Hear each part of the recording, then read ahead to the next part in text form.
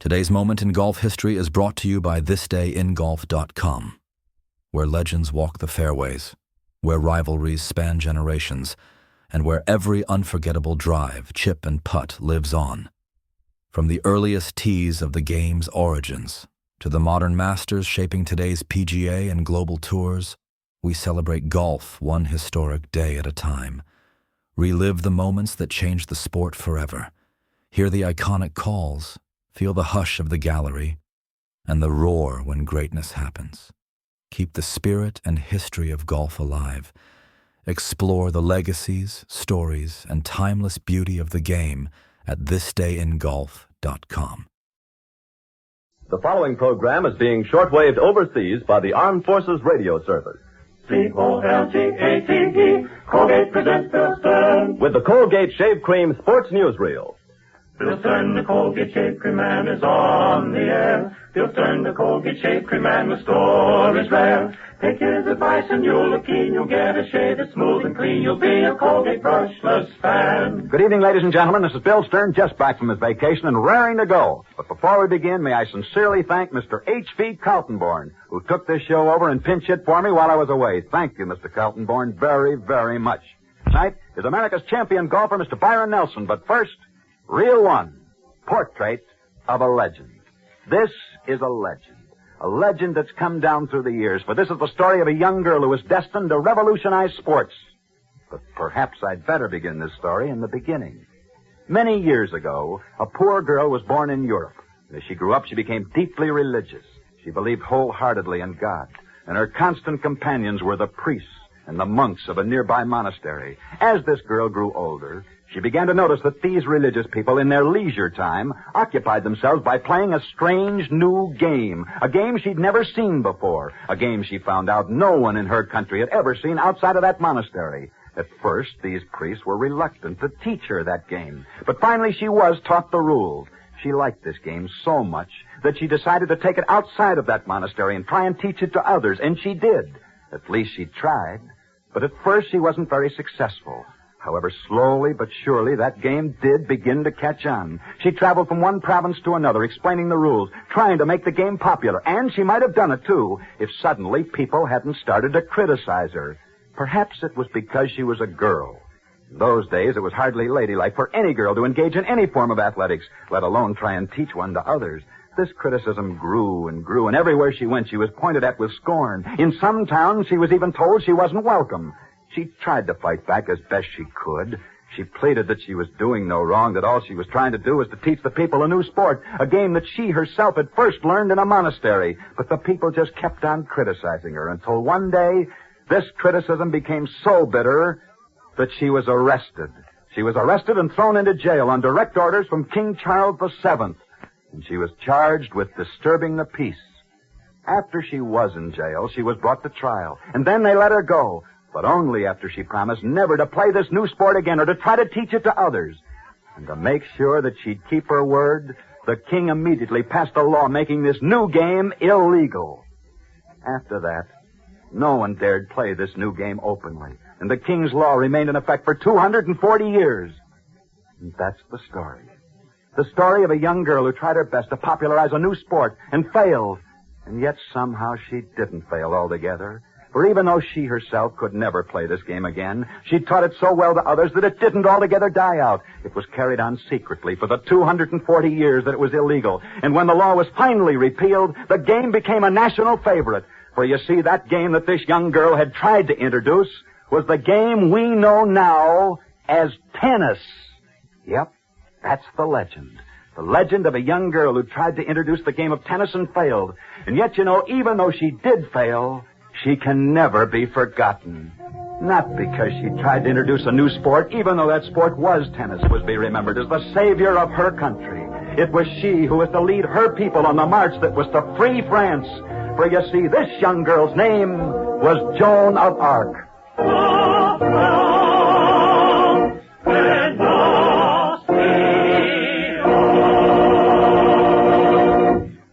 Portrait of a legend. Reel 2. The pride of Birmingham, Alabama, and one of the most popular players in the National League is Dixie Walker.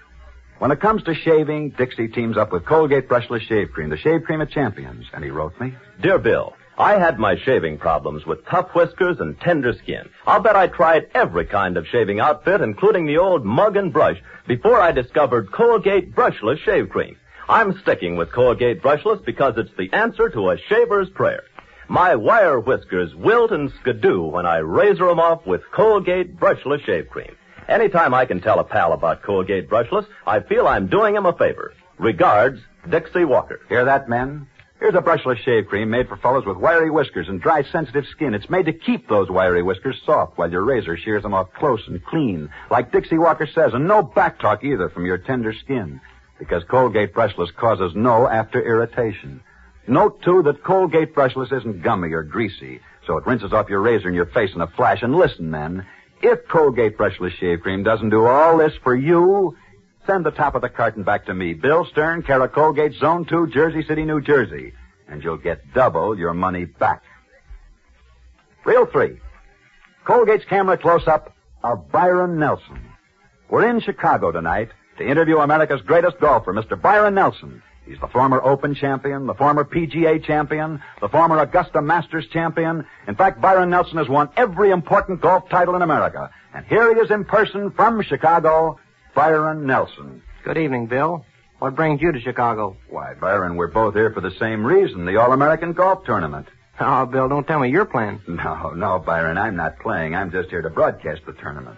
But say, of all the golfers that you've ever seen, who would you say was the best? I'd say Sam Snead, Ben Hogan, Walter Hagen, Bobby Jones, and Gene Saracen. Saracen today, incidentally, shot a hole-in-one. Yes, he did get a hole-in-one. But let's get back to you. How about giving us some pointers on how to shoot good golf? Why don't you see my movies? Oh, stop that movie star routine, Byron. What movies do you ever make? Well, I've made some Columbia sports shorts on how to play golf. The latest one is called Chips and Putts. It's a good picture, but... But what? But they used some new commentator on it. Some guy named Stern. Oh. Too bad. How do you like that? Well, that's the last picture I ever make with you. But seriously, Byron, since you are here in Chicago playing in the All-American Golf Tournament, maybe you'll let us in a little secret and tell us who's going to win. Well, at the moment, I like the chances of Gene Saracen, Sammy Snead, and Ben Hogan. But I really don't know who's going to win. Now, you know that most people are picking you. I wish I knew why, Bill. Because, Byron, you've won your last 10 big-time golf tournaments. You're leading the field right now. And yesterday you shot a sensational 30, which is 6 under par. I was proud to shoot that 30 yesterday. But remember this, Bill. Today's moment in golf history is brought to you by thisdayingolf.com, where legends walk the fairways, where rivalries span generations, and where every unforgettable drive, chip, and putt lives on. From the earliest tees of the game's origins to the modern masters shaping today's PGA and global tours, we celebrate golf one historic day at a time. Relive the moments that changed the sport forever. Hear the iconic calls, feel the hush of the gallery, and the roar when greatness happens. Keep the spirit and history of golf alive. Explore the legacies, stories, and timeless beauty of the game at thisdayingolf.com. Some of us have to be content to do our shooting with golf clubs instead of guns. Good night, Bill. I think I know what you mean. Thanks so much. Good luck and good night, Byron Nelson. Reel 4. Profile of Golf. Tonight, as you know, we're in the city of Chicago to broadcast the All-American Golf Tournament. And speaking of golf, some of the strangest sports stories of all time have come from the realm of golf. Let's begin by telling the story of Roland Hancock. Back in 1928, Roland Hancock was just another unknown golfer. He lived in North Carolina, and that year, along with hundreds of other golfers, Roland Hancock decided to enter the United States Open Golf Championship. He had no chance to win, at least he didn't think he did, but strange as it seems, when that tournament came down to its final moments, this unknown youngster named Roland Hancock was leading the most famous golfers in the world. All he needed was an easy 5 on the last hole, and he'd be the new golf champion of the United States. Suddenly, the word spread around. Hey, some kid named Roland Hancock is leading the field. Let's go out and watch him. Immediately, the huge crowd surged out on the course to follow him as he played his last hole. No one had ever paid any attention to him before, but now, suddenly 20,000 hysterical fans were surrounding him and screaming for him to shoot. The pressure was terrific, but somehow Roland Hancock managed to get onto that final green, and he left himself only a short 4-foot putt, just a short putt. All he had to do was sink that putt, and he was the new champion of the United States. Slowly, he took his aim. The huge gallery held its breath. He hit the ball. It rolled toward the cup, but it didn't go in. He missed the next putt, too. And with it went his chance for the title. That's why each year, when the national championship rolls around, I always think back to that hot July day back in 1928 when an unknown youngster named Roland Hancock came out of the hills of North Carolina to almost write golf history, only to disappear forever as quickly as he'd come, for he was never heard from again. But the National Open Golf Championship has even stranger stories to tell than that. For out in New Jersey, not so long ago, there was a man who for a few cents would carry your golf bag, anybody's golf bag. It didn't make any difference. He's just an ordinary caddy now. But if you look real closely at him, you'll see that this poor golf caddy is Cyril Walker, who back in 1924 won the golfing championship of the United States. But speaking about golf stories, the greatest of them all is the story of a golfer named Jones. Jones was a good golfer.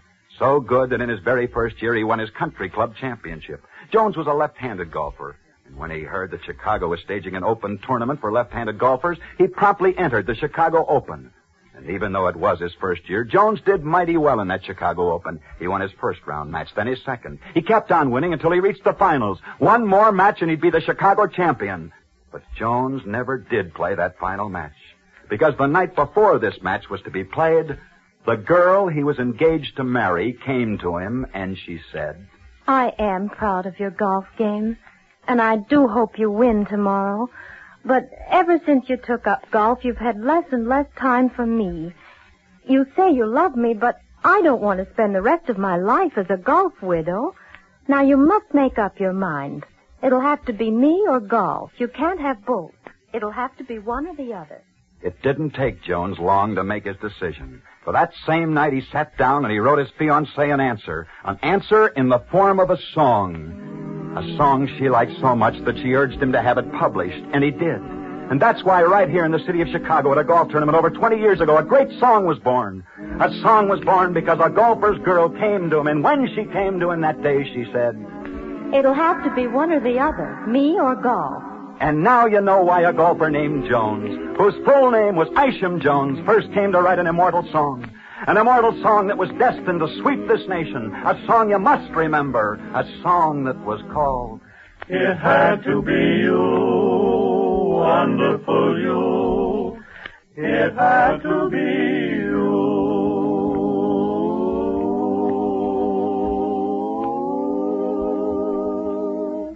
Profile of a golfer. Reel 5.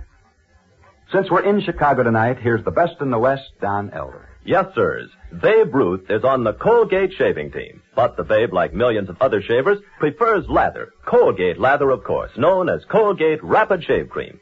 The Bambino wrote Bill Stern saying, You see, Bill, I found a long time ago that when Colgate lather's extra soaking power gets through softening up my beard and wilting my tough whiskers, then my razor breezes through with the greatest of ease. Clean, close, and painlessly. Signed, Babe Ruth.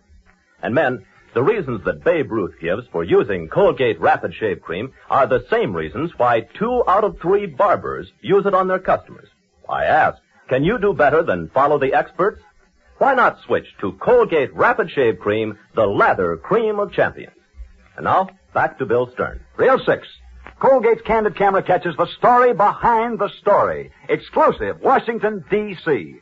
A new bill has been introduced into Congress by Senator Langer of North Dakota, which, if passed, mind you, ladies and gentlemen, I am saying if passed, will require every Major League Baseball team in the United States to hire 10% of its players from returning war veterans. Now, get that. War veterans, and get this, who have lost an arm or a leg. And that's the 3-0 mark for tonight. We've been broadcasting from Chicago tonight. Next Friday night we'll be in New York, and we'll be back as usual, same time, same stations, with another edition of the Colgate Shave Cream Sports Newsreel. Our guest next Friday evening will be the famous singing star, Miss Joan Edwards. So be sure and be with us next Friday night at our usual time when we present as our guest the singing star of the hit parade, Miss Joan Edwards. And until then, I'll be seeing you on the screen, in the News of the Day newsreel at your favorite Lowe's or Associated Theaters. And now until this very same time next Friday night, this is Bill Stern for Colgate Shave Cream wishing you all a good night from Chicago. Bill Stern, the Colgate Shave Cream Man, is on his way. Bill Stern, the Colgate Shave Cream Man, had lots to say. He told you tales of sports heroes, the inside dope he really knows. So listen in next Friday night. Colgate. The latest sports article by Bill Stern appears in the current issue of Argosy magazine, now on sale at all newsstands. This program originated in Chicago. This is the National Broadcasting Company.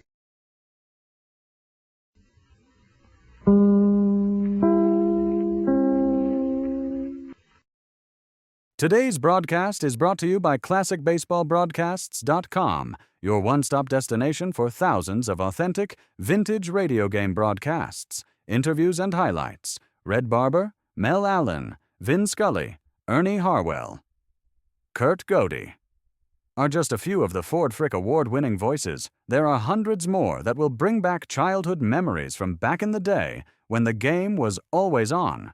From the crack of the bat to the roar of the crowd, relive the moments that made Baseball America's favorite pastime.